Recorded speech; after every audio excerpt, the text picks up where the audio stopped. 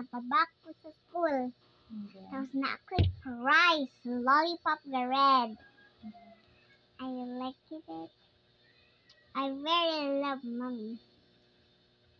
Why do you have a lollipop? Because I didn't move. You did a good job in the school? Yeah, I did good job in the school. Wow. How about your test? My test is so good. It is so good. And then, Ako abang you pikas got what? test kay 0 ko no. Are you sure? Yeah, And then, kalay sa ko ang 7. so sad. So sad kaming Charlene na 0.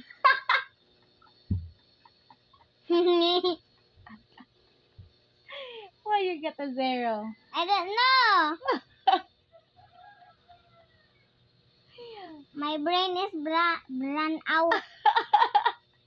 Muna di ko kabawgan, sir. Well, what subject?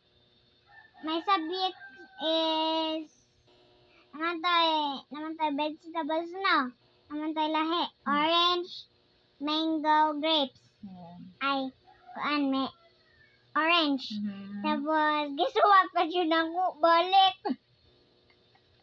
You're not listening the instruction. You didn't listen to teacher.